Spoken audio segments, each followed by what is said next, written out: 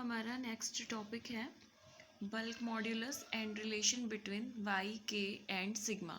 ठीक है, देखो इसमें ना वाई के और सिग्मा को हम ऑलरेडी लास्ट लेक्चर में डिफाइन कर चुके हैं। वाई का मतलब क्या था, यंग्स मॉड्यूलस ऑफ इलास्टिसिटी। के का मतलब क्या है हमारे पास, बल्क मॉड्यूलस ऑफ इलास्टिसिटी। और सिग्मा का मतलब है हमारे पास पॉइजन्स रेशो। ठीक है, तो अब आपका जो टॉपिक है इसमें आपको करना क्या है, आपको इन तीनों कॉन्स्टेंट्स के बीच का रिलेशन फाइंड आउट करना है।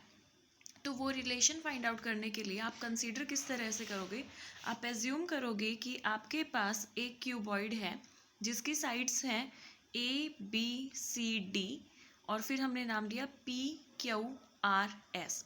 ठीक है, और सभी साइड्स पर एक्स एक्सिस के अलोंग हमने जो टेंशन अप्लाई किया उसको हमने नाम दिया टी एक्स। वाई एक्सिस के अलोंग हमने जो टेंशन दिया उसको हमने नाम दिया टी वाई। जेड एक्सिस के अलोंग जो हमने टेंशन दिया वो हमने नाम दिया टी जेड। ठीक है, तो जो भी आप एज्यूम कर रहे हो वो सब आपको लिखना है पहले एग्जाम में। किस तरह से लिखोगे, आपको लिखना है कंसीडर ए होमोजीनियस क्यूब। देखो ये वर्ड हमने पहले ही फर्स्ट लेक्चर में डिफाइन कर दिया था कि हम अपने जितने भी डेरिवेशन करेंगे सब में हम बॉडी को होमोजीनियस एज्यूम करेंगे। ठीक है, तो हमने कहा homogeneous cube A B C D P Q R S of side L. हर एक साइड को हमने माना है एल लेंथ का। Let all the faces are subjected with the tension T x T Y T z per unit area acting parallel to x y and z axis. ये मैंने आपको बता दिया कि हम ये एज्यूम करके चल रहे हैं कि एक्स एक्सिस के अलोंग जो टेंशन है उसको हमने नाम दिया टी एक्स, वाई के अलोंग जो टेंशन है उसको हमने नाम दिया टी वाई, जेड के अलोंग जो हमारी टेंशन है उसको हमने नाम दिया टी जेड। ठीक है, उसके बाद हमने क्या कहा, हमने एज्यूम कर लिया कि मान लो देखो अब किसी भी साइड को आप खींचोगे तो ऑब्वियस है उस डायरेक्शन में तो आएगा इलोंगेशन, और जिस डायरेक्शन में इलोंगेशन आया उसके परपेंडिकुलर दोनों डायरेक्शन में क्या जाएगा, कॉन्ट्रैक्शन। तो इस कॉन्सेप्ट को ध्यान में रखकर आप क्या कहोगे कि if alpha is the increase per unit length, अगर हम ये मान लें कि जो भी बॉडी में इलोंगेशन आएगा उसको हम एल्फा से रिप्रेजेंट कर रहे हैं, per unit stress in the direction of applied force, जिस डायरेक्शन में अप्लाई करोगे हमेशा उसी डायरेक्शन के पैरेलल डायरेक्शन में इलोंगेशन होगा। एंड बीटा इज कॉन्ट्रैक्शन, मतलब बीटा जो है उसका क्या है, कॉन्ट्रैक्शन का कोफिशिएंट है, और वो हमने कहा in a direction perpendicular to force. मतलब क्या है कि अगर आपने बॉडी के ऊपर एक स्ट्रेस लगाया लॉन्ग एक्स एक्सिस, तो देखो एक्स एक्सिस के अलॉन्ग तो इलोंगेशन होगा तो हम कोफिशिएंट यूज़ करेंगे एल्फा।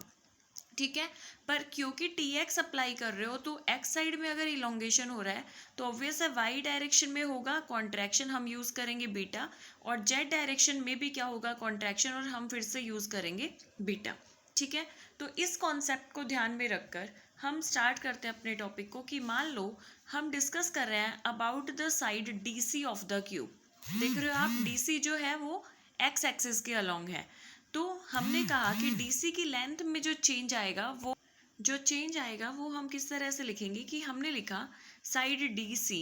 ठीक है, डीसी की ओरिजिनल लेंथ थी एल, क्योंकि हम ये मानकर चल रहे हैं कि क्यूब की हर एक साइड की लेंथ जो है वो एल है, प्लस इलोंगेशन, ये आपका क्या रिप्रेजेंट कर रहा है, इलोंगेशन। और किसी भी साइड का जो इलोंगेशन है डेल्टा एल, वो डायरेक्टली इस बात पर डिपेंड करेगा कि उस साइड की ओरिजिनल लेंथ एल कितनी थी, उस साइड के ऊपर हमने टेंशन कितनी अप्लाई की।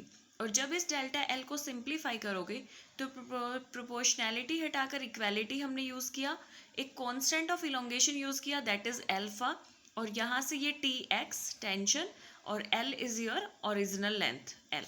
ठीक है, तो ये डेल्टा एल जो फैक्टर है ये हम यहाँ पर ऐड कर देंगे एल्फा एल टी एक्स।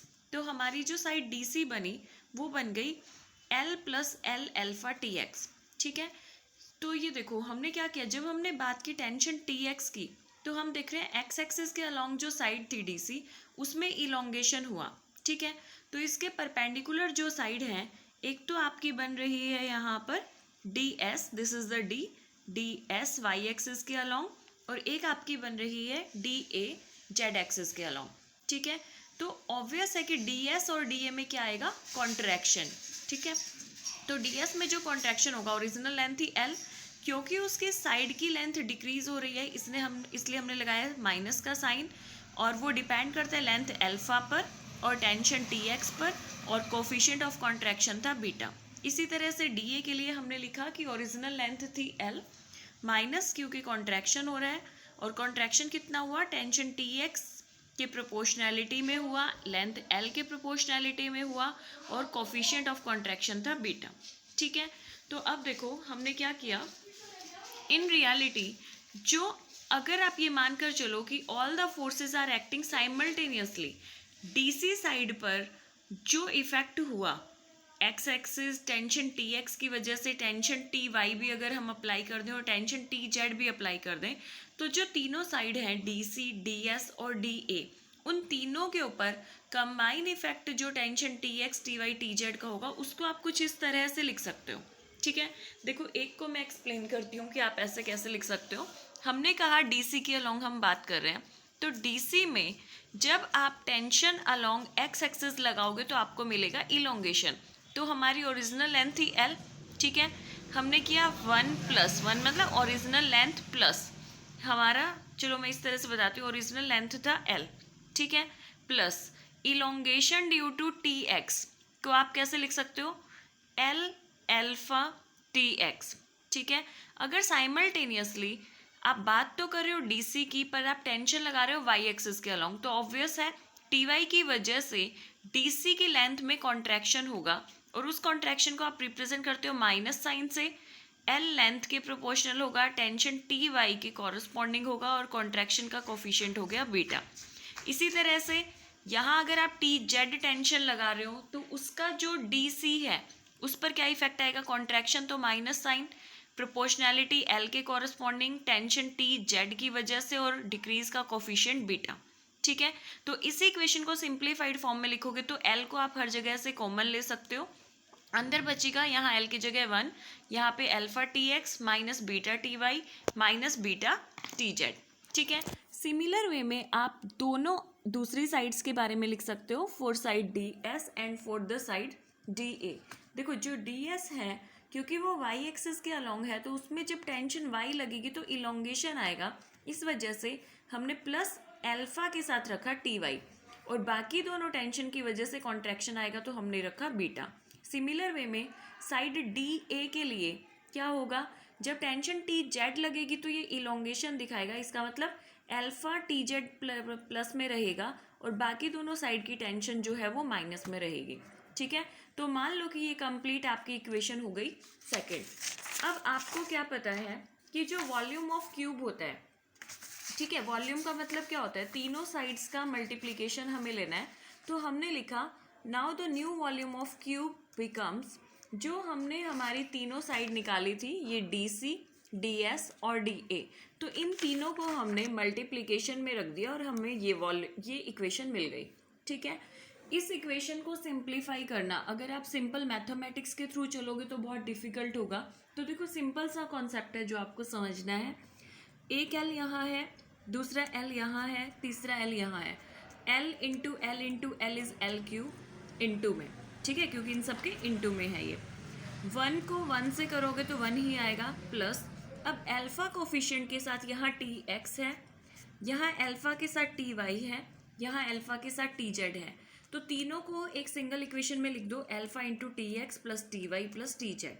ठीक है, अब आप देख रहे हो बीटा कोफिशिएंट के साथ टी वाई भी 2 बार है, एक बार टी वाई यहाँ है, एक बार टी वाई यहाँ है, ऐसे ही टी जेड एक बार यहाँ है, एक बार यहाँ है, टी एक्स एक बार यहाँ है और एक बार यहाँ है, तो आपने क्या किया, -2 बीटा कॉमन ले लिया, अंदर आपका बचा T x T Y T Z. अब इस इक्वेशन को और भी सिंप्लीफाई कर सकते हो, आप देख रहे हो ये और ये दोनों टर्म्स कॉमन है, इनको कॉमन लिख दो और इसको लिख दिया 1 प्लस अल्फा माइनस 2 बीटा। अगर हम एज्यूम कर लें कि हमने तीनों ही डायरेक्शन में एक सेम टेंशन टी अप्लाई की थी, तो यहाँ पर T x T Y T Z को आप रिप्लेस कर सकते हो 3t से। ठीक है, ये आपका आ गया new volume of the cube, this is the new volume. तो अब आपको क्या निकालना है, चेंज इन वॉल्यूम। ठीक है, चेंज इन वॉल्यूम का मतलब new volume minus original volume, original side क्योंकि एल थी हर वक्त। जब आप इस इक्वेशन को सॉल्व करोगे तो एल क्यूब में से एल क्यूब कैंसिल हो जाएगा और आपके पास बचेगा 3t into alpha minus 2 beta. ठीक है, तो ये हमने लिख दिया न्यू वॉल्यूम के बारे में इंटू में एल क्यूब। आपको क्या निकालना है, वॉल्यूमेट्रिक स्ट्रेन। स्ट्रेन का मतलब क्या होता है, change in volume upon original volume. तो यहाँ पर जो आपकी चेंज इन वॉल्यूम है, चेंज इन वॉल्यूम आ गया आपके पास ये, ठीक है, और ओरिजिनल वॉल्यूम था एल क्यूब, तो एल क्यूब से एल क्यूब कैंसिल, और वॉल्यूमेट्रिक स्ट्रेन आ गई आपकी ये, ठीक है। आपको लिखना है बल्क मॉड्यूलस। बल्क मॉड्यूलस का फॉर्मूला क्या होता है, स्ट्रेस अपॉन वॉल्यूमेट्रिक स्ट्रेन।